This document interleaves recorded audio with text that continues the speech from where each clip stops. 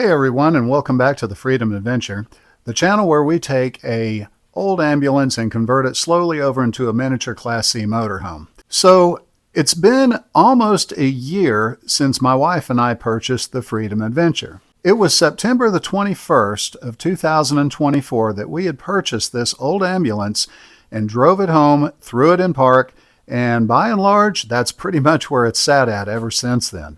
So today I'm sitting here thinking, and I'm like, gosh, man, this is crazy. Why is this taking a year? I've seen people do these conversions and it just takes them a couple of months.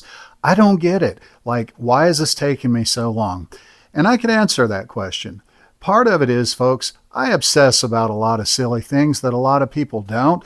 I'm not a perfectionist, but I do like doing things to the best of my ability anyway, and it may not be the best out there, but it overshadows most. So all that being said, and the option that we went with, which was of course the complete gut out of the ambulance and then start off with a basic box, yeah, it's taken a long time.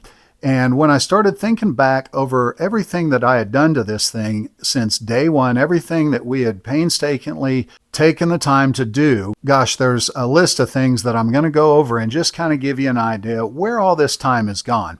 Because a year is a long time, and honestly, we probably still got a few more months left before this build is complete, but we're in the downhill slide now and it's looking real good, and we're getting excited for it because, my goodness, I mean, we're actually going to finally get to use this thing. So what I wanted to show you is kind of a pictorial slideshow of everything that we've done, and I'll kind of tell you about it along the way.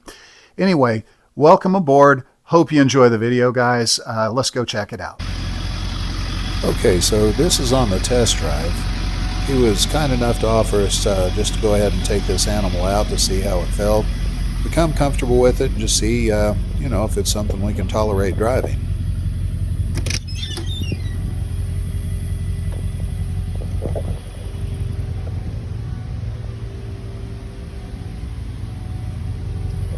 Looking like it is an F450. Definitely doesn't accelerate like I was kind of thinking it might. It's a hell of a lot slower. Slow would be an understatement. Man, you've got to put your foot to the floor, dude. This was at the yard of the EMS service that had this unit for sale. As you can see, you look around and there's a ton of other ambulances there, well, that were there for either service or they had purchased them to use because they actually do box remounts at this location as well. The people there were really, really helpful. I found out a lot of information, especially for a guy that literally knew nothing about ambulances to begin with. And I was able to kind of mine some information about the power plant and some of the common problems and what a guy might do in order to alleviate those. 1 week later, after doing some soul searching, we found ourselves back. We met this guy outside of a football game. I believe that they were actually the EMS service that he works for was out there patrolling that day. And we ended up going ahead and we did purchase this ambulance. Now, something to be said, we did look at one other one up in Enid, Oklahoma, which is about an hour and a half north of where we live. Unfortunately, it just didn't check the boxes that we needed. This one was an E450, that one was an E350. And this one with a heavier platform, it held a little bit more weight, but most importantly, it had a tall box on it versus a short box, which I've kind of gone over in some of the other videos. Now, once we got it to the house, and this was one of the big reasons that we decided to go with an ambulance as a platform for a conversion, as you could see, it fit like a glove inside of our shop. This was very important to us, and it was, like I said, it was just one of the big reasons that we decided to go with this platform. After all, who wants to spend this kind of money on an RV and then leave it outside in the elements in order to get destroyed either by wind, hail, storms, or just whatever? After looking for the ambulance for a good solid month, I was super excited on the first day of ownership in order to do something. Now, what that something ended up turning out to be was to go ahead and remove the stickers off the ambulance. No idea how to do this. I just started peeling it up with a fingernail and just started winging it. Tried a lot of different things along the way, but what I did find worked good and probably the best was just letting it warm up outside a little bit before you started taking it off. A heat gun did work, but it sure heats the things up fast, and it could actually add work rather than save you work. And the other thing that worked like an absolute charm was the use of Goo Gone, which helped remove the 20-year-old adhesive that's still left on the ambulance even after you take these stickers off. If you get into this project, folks, I highly recommend get you a big bottle. It's going to pay off in dividends. I pulled the ambulance outside shortly after the last sticker was off just to get a glimpse of kind of what it looked like. And man, were we happy with it. It looked great. Matter of fact, it really did do a lot in terms of making the vehicle look less like an ambulance. And of course, at this point, truly what we were up against is that obnoxious orange stripe going down the side. And then, of course, all the emergency lighting on the side, front and rear, and you name it. Time to get rid of that next. We began the tear out by removing some of the cabinets out of the side of the vehicle. Initially, we planned on keeping several of these cabinets, but due to their modular design, that just wasn't in the cards. It was not going to happen, at least not and make it aesthetically pleasing, so we just decided to go ahead and just start taking them all out.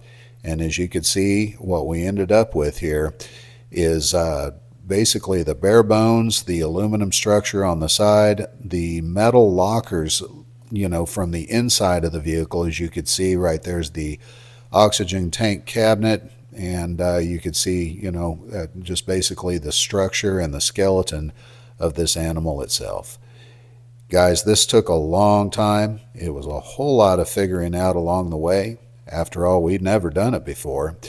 And as you could see, that ceiling was an absolute nightmare in order to get removed out of there. Again, it was modular. It was designed in one piece and installed in one piece. And taking it out was not as easy as I'm sure the day it was installed, but we did manage to get it done. One of the things that took the longest was actually getting the ceiling out. Like I said, it was a bear to do it. But we made it probably more complicated than we needed to because we wanted to keep all the wiring intact. And as you can see here, folks, there was no shortage of wiring. It was definitely more wiring than I'd ever seen in terms of any kind of vehicle dismount. Yeah, it was pretty crazy. So the next footage here is just kind of showing the inside of the ambulance after everything was gutted, ceiling included. And as you can see, it's pretty bare. You can see the remnants of the old insulation on the side, the inside of the storage lockers, and over here, this is kind of the remnants of the cabinetry that was inside, and that stuff was heavy, folks. This stuff was 3/4 inch plywood covered in Formica, and pretty much every cabinet you saw in that thing was all constructed out of this material, and it was very, very heavy. We feel like we probably pulled, I don't know, it's several hundred pounds of this stuff out of the rig. Over here is the wiring that we extracted out of the ambo, and I had coiled it up nice and neat, but as you can see, there was quite a bit. And what's on the plywood there is just a smidge of what was in the actual machine itself.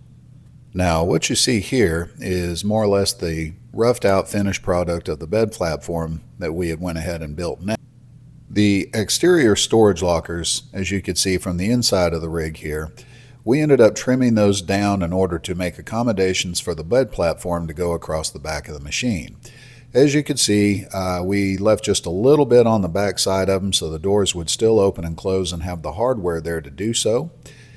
It did end up looking pretty good. We used a plywood fascia in order to close out those cabinets, and as you can see here, we used kind of a 2x10 on the front of the bed platform and then framed the rest of it out using 2x4s. We were actually pretty impressed with this, and it did look good, and it does perform, what it needs to. However, I will say one thing, and is if you're going to do this, make sure to go ahead and measure to make sure your bed platform fits, of course, but do the bed platform later on down the build. Although this did look good and it did give us the gratification of having that portion of the deal done, it did radically get in the way when we went to do pretty much everything that followed this point. Not gonna lie though, it was very gratifying to actually be building something here at this point. rather than just tearing things apart and removing things out of the ambulance. Felt pretty good. The next project was the installation of the Max Air fan, and in this photograph you could basically see it just rough sitting in the opening that we had cut. It was a little bit nerve-wracking because I had to crawl up on the roof of the ambulance and go ahead and cut a 14-inch by 14-inch hole into the structure, which did require cutting through one of the cross braces. I was a little bit nervous about that. I didn't know how much structure that was going to weaken, but it didn't really do much. You could feel a little bit in the roof when you're up there. Certainly not enough to really affect everything, but as you could see, the hole got cut, and it was pretty neat in order to watch that open up from the top of the ambo for sure. And at the end of it, the fan got installed, and we went ahead and wired everything up. We ended up using a butyl tape in order to secure that down to the roof of the ambo, and then some die-core to seal everything up. This footage was taken at the end of the project where we went ahead and we had removed all the exterior lighting from the ambulance and replaced it with some aluminum coupons, for lack of better words, and then mounted 45-degree LED lights onto the side, the back, and then the other side of the ambulance, where inside the vehicle you've actually got switches, one right, left, and then of course the rear. This did marvels when it came to actually making the ambulance look much, much less like an ambulance. Those emergency lights just call it out for sure.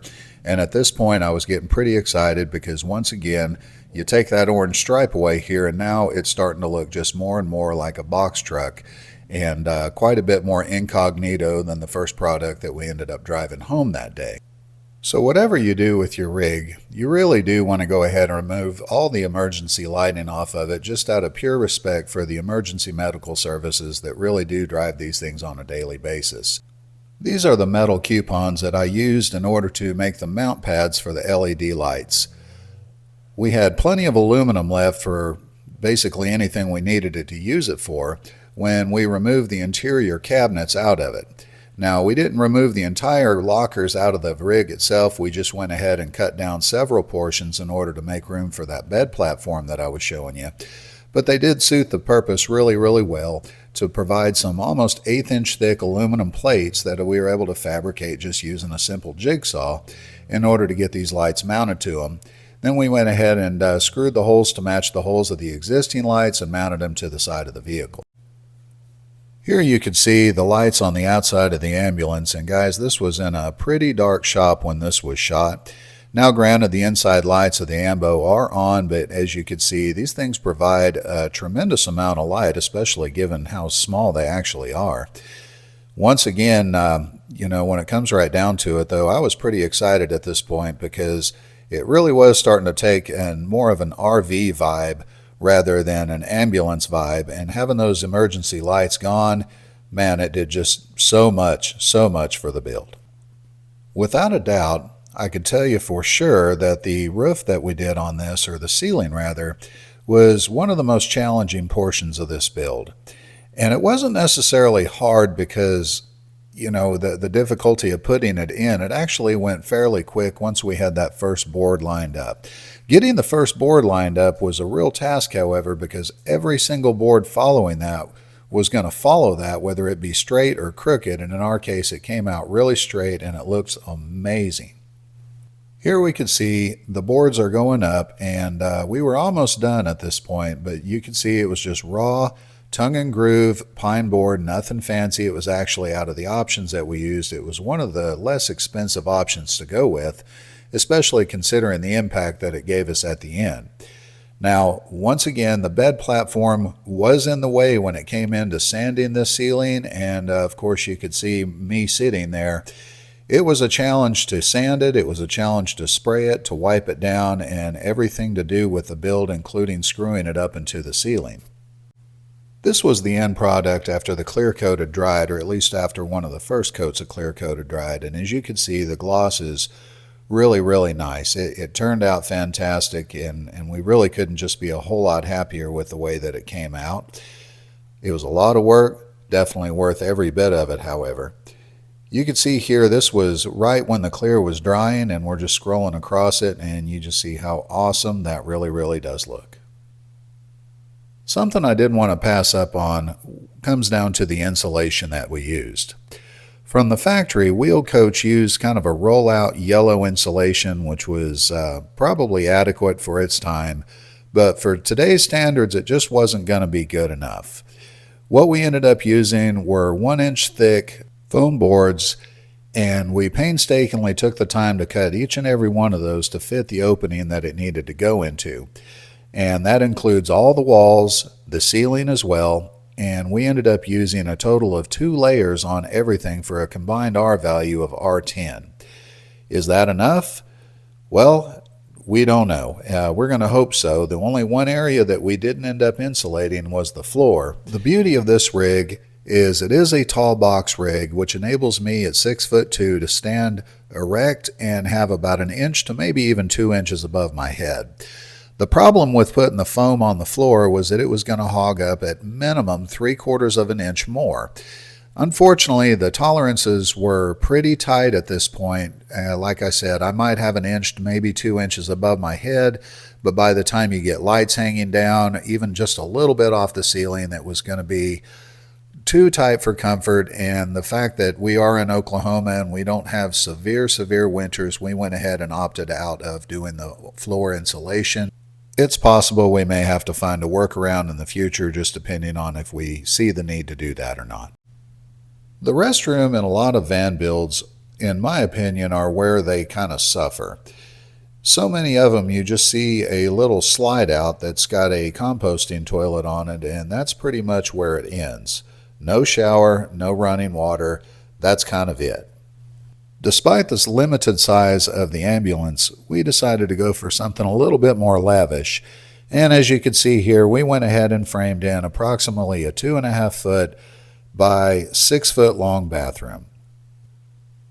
It started off by having to remove that large center locker right there, which was kind of a shame because that really did offer a lot of storage on the outside of the build. But it had to go in order to make room for the shower pan, or at least the floor where the shower pan was going to go. It was quite a bit of work to get that thing out of there. Again, this stuff's almost 1/8 of an inch thick, but this is what it looked like after we got the hole cut, and you could kind of get a perspective on how big that cabinet was. Once again, it was a sacrifice to be made, but we don't regret doing it because what it did end up doing was giving us the room to install a really nice bathroom and something that would even overshadow a lot of the bumper pull trailers that are out there, where you end up having kind of a toilet area that's basically got a covered up roll of toilet paper and a shower head. Either way, you can see I'm 6'2", and I'm able to stand up in the side of this thing. And as the framing went on, it just started looking cooler and cooler, and now you could see it with the walls starting to go up and get a perspective on the actual size of it. Nonetheless, we have absolutely zero regrets about using that space for the bathroom. The next thing that I'm going to talk about here is the headboard, and my wife was pretty adamant on go ahead and having a headboard, at least if nothing more just for cosmetic sake. It did come out looking good, I'm not going to argue that, but it did present some trouble in order to get everything framed up and installed and looking correct inside the build. We had to fur out around that rear locker, as you could see, with some 2x4s and kind of put a frame structure in place for the pine boards that we would end up putting there.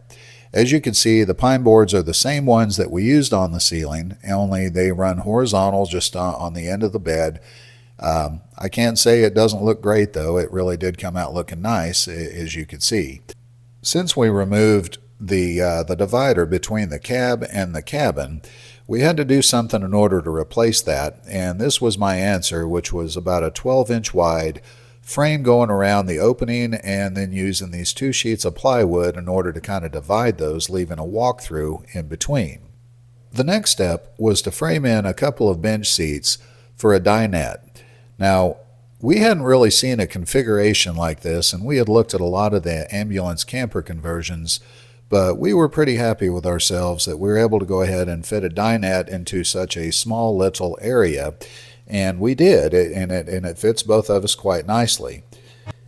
Next, you see the dinette itself, and it's kind of covered in a plywood fascia, And we built a bridge going across that with what is going to be the Dinette tabletop, which is about an inch, maybe an inch and a half thick of board.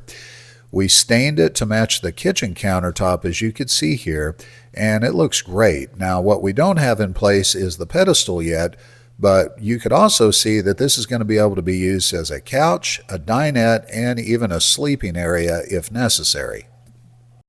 Now, something to mention here is these projects aren't necessarily in chronological order. What you're seeing here is the floor on the wall at the flooring store, and this is the floor that we ended up choosing. We decided on a different floor to begin with, took it home, laid it out on the floor of the ambulance, and decided that wasn't it. We ended up going back and we grabbed the stuff that we had initially chosen, which we probably should have just listened to our gut at that point. But as you could see looking at it on the floor, it pulls out the color from everything around it. And man, I don't think we could have done a better job choosing something that was going to end up pulling everything together so nicely. The kitchen cabinet, honestly, is something I'm pretty proud of. You see, guys, I had never built a cabinet a day in my life, not one. Now, granted, I've still got to put doors on it, but I can't say it doesn't look pretty good. Now, there's probably cabinet makers out there and professional woodworkers that are going to really disagree with me, but for the purposes that this thing was built for, well, I'll just say I've seen a whole lot worse. You can see here it fits pretty nicely in between the bed platform and then, of course, the door opening. And at this point, we didn't have the hole cut in it, but shortly after we did. With the gas stove installed and the kitchen sink installed, you can see this really does start to look like something you'd see in a pretty high-end RV. It's coming along nicely at this point. This is the cabinet that we built to go directly above the dinette and the space between the opening and above the dinette and then, of course, the ceiling itself. Here you can see it in place right above the accent wall. It looks good, but most importantly, it's going to offer, just quite a bit of room in a very small space where we need all the room that we can get our hands on. Once again, not disappointed in this, and it follows suit with the other cabinets in the ambo. As you can see here, this is the one that was above the kitchenette, and it has the same basic design as the one above the dinette. Also, carrying the same design plan right above the headboard up there. It kind of sinks in. It doesn't stick out as much as I'd like it to, but once we get some paint on it, it probably will look a little bit better. With the lower and the overhead cabinets installed, it was leaving quite a few voids where there wasn't wall panel up just yet, and that was what this photo here is about. It just shows that something as simple as putting some plywood up can add a much more polished appearance to the fit and finish of the project here at hand. It's something very simple, but you can't argue it does make it feel a lot more homey and a whole lot closer to what we had intended for it to look like to begin with. On the drive home from when I picked this animal up on the first day, it became pretty apparent pretty quick that the side view mirrors on this thing are fairly inadequate. So what you're seeing here is a side view camera, and it's got one on the right, it's also got one on the left, it's also got one on the very rear, and on the rear view mirror of this, it has somewhat of an overlay on it which shows, all three of those views, and it even has a dash cam facing forward. This was probably the simplest installation that I had done, regarding the build itself, but it added so much impact when it comes to the drivability of this vehicle and safety as well. You see, when you're doing a right-hand turn or going over into the right lane on this thing, that right side view mirror is shaking pretty hard, and it's difficult to tell who's over there. So having this visibility, for like the $180 that this setup cost, without a doubt, worth every single penny, and especially when you go to back this thing up. Up to this point, we had been using a 12-volt jump box in order to supply the 12-volt power needed to run everything like the lights and the fan. But we needed to change that, and we had ordered these last October, and they had just been sitting around collecting dust, but today was the day, and we got that stuff hooked up, at least for the basic electronics. Some of the other things we purchased were, of course, the power inverter, which you see here, and to this day that is still sitting in the box waiting to get installed. We just haven't had really any use for 110 power. This is the electrical cabinet, and we basically just got this set up in order to charge the 24-volt batteries. It's also got a couple of bus bars in order to run all the 12-volt accessories off of it. It houses a 24-volt to 12-volt converter in addition to all that, and what we've got here is the beginnings of the electrical, but certainly not the end of it. We've got quite a bit more to go, but until everything is trimmed out and we know where everything's going to go, there's just not a lot of point in completing all this. We also need to ensure and trial fit everything and just make sure everything's going to fit like we need it to. This is the shower pan that I ordered off Camper Van HQ. I've got a little short video on this, and I was a little bit perturbed over the way it showed up, but man, I got to tell you, I'm pretty happy with the overall shower pan itself in terms of its structural rigidity. You can see the shower as I've got it more or less framed in here, and I've got it furred out. You can see the toilet platform where the airhead toilet is sitting on. It is not plumbed in just yet, but it's just kind of mock fitted in there. And this was some footage taken after we went ahead and used the Aqua Defense in order to waterproof the inside of the shower housing. Now, we're not done with the shower just yet. This is pretty much where it's sitting at right now, but we're close. We're getting there, and today I'll be working on some more plumbing on this thing in order to get it wrapped up. Once the plumbing is done, we'll be going back in and adding some tile on top of the Aqua Defense. Everything Aqua Defense, of course, being that greenish color here at this point. And we'll also be installing the shower pan into its final place. From the passenger side door of the rig, this is an overview of the shower. You can see the overall size of it. It sure is looking good, and you can also see kind of an overview of the dinette. One of the bigger expenses on the build was the 24-volt Velvet air conditioner. Now, I had gone as long this year as I could without air conditioning in the van. Doing the conversion inside of it was getting hotter and hotter every day, and it was just getting miserable, so we went ahead and we pulled the trigger and we got the thing ordered. I do have a couple of videos on the Velvet. I've got one on the overall installation, and then I also did another video regarding how it acts in extreme Oklahoma weather.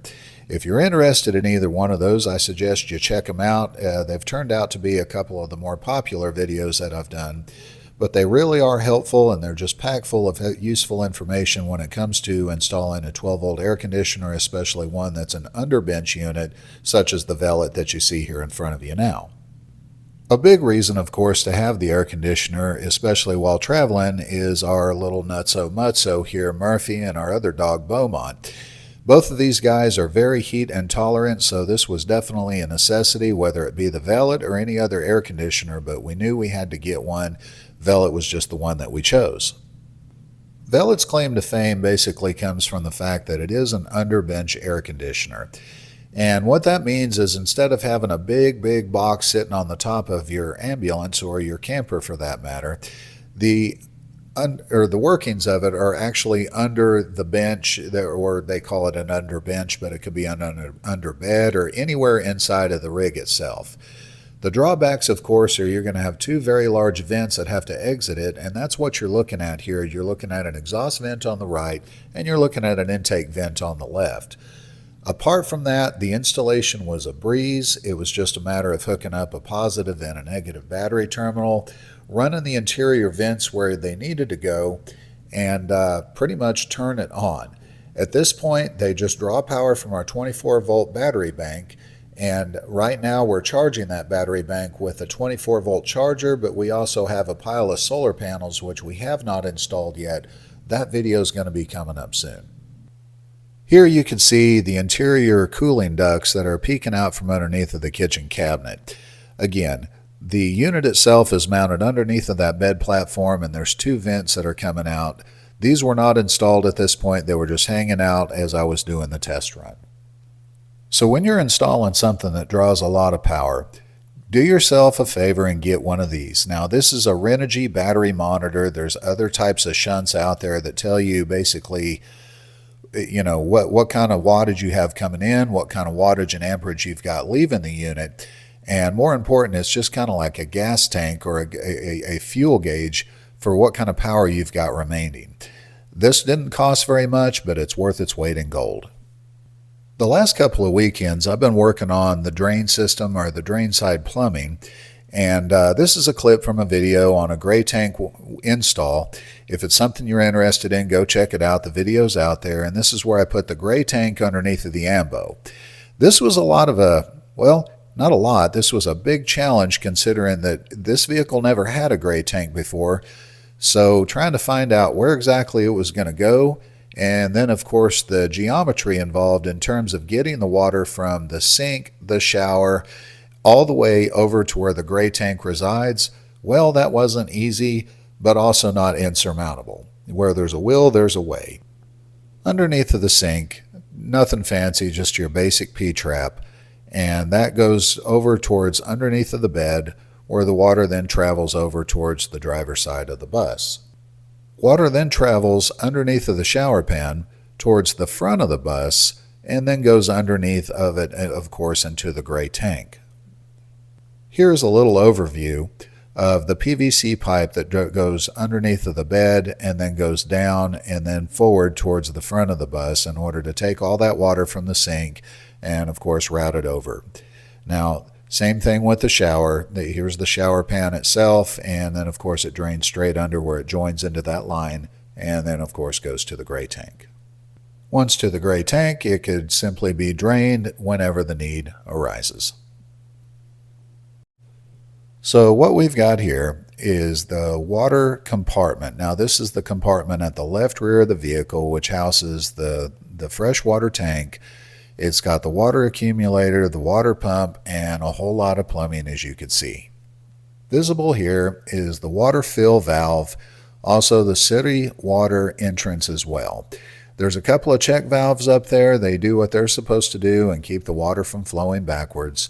And basically this is just kind of an overview of the pressure side PEX that goes and feeds the sink and is also going to feed the shower. Now this is what I was working on last weekend, and if I've got any luck, I'll be wrapping this up here today.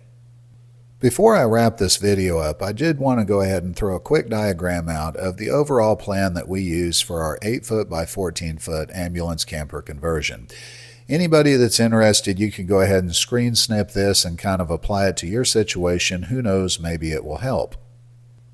After all, every square foot in a build like this, especially a small build like this, is golden. You have to utilize every square inch towards its maximum capacity.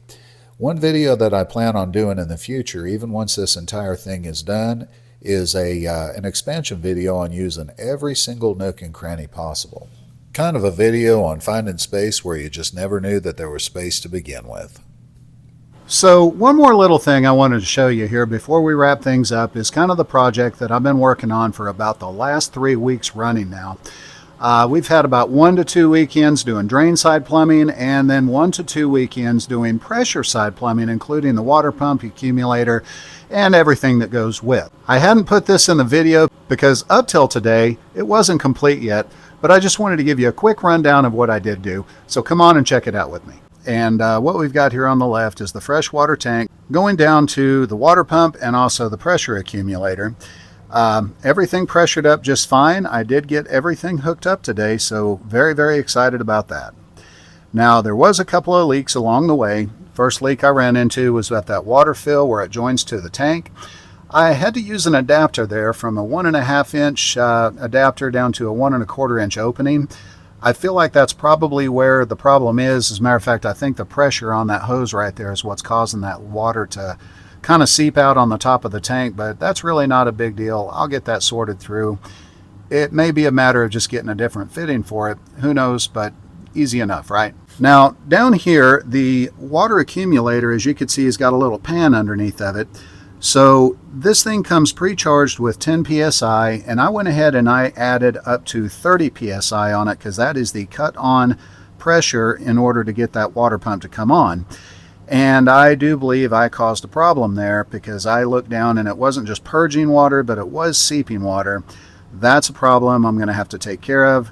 Not mad at the manufacturer. Like I said, I think I very well could have done that. It's quite possible that I did not put 30 psi in it. It might have gone substantially more. Either way, I'm going to go ahead and order another one. It's not the end of the world. And like I said, it's not the first time I've destroyed something trying to get something to work.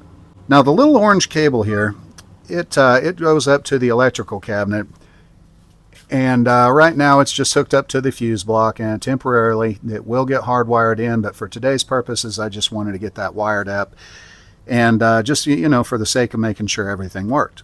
Alright, so possibly the coolest thing in this guys, is what everything's been leading up to since day one when I started the water system. Check this out. Turn the water on, and it works. The pump kicks on like it's supposed to, water comes out of the faucet. Now we did check the shower as well, discovered a leak in the process. That's fixed and everything's dried out, so we're good there. I know it seems a little silly to get as giddy as I am right now over running water, but guys, we are not hooked up to city connection right now. This is all self-contained. And if you've been listening to my videos, you know that my wife and I are trying to buy some property down in southeast Oklahoma here eventually, build a tiny home, and while we're doing all that, what you see here, this is going to be our tiny home. Now, we've got a shower, we've got running water. To date, we've also got air conditioning. I haven't put the solar up top yet, but that's just one more thing that's going to make us even more self-contained. Once again, I know I'm a little stoked about this, and it probably seems a little silly for what it is, but you just have to understand how long we've been working to get to this point. Well, folks, there it is. This is what we've done over the last year since we purchased what we call the Freedom Adventure.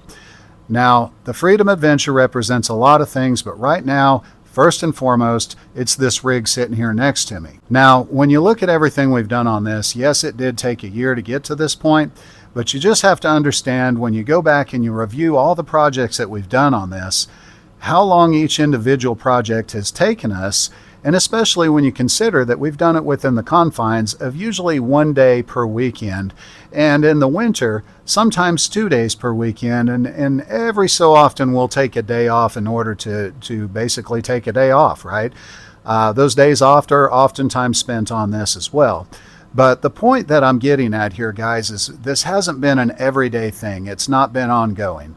It's taken us a long time in order to get to this point because it's just been a ton of work. Now, I really hope that you guys have enjoyed this. Over the year, I've watched a ton of content on YouTube, and we've actually created some content as well.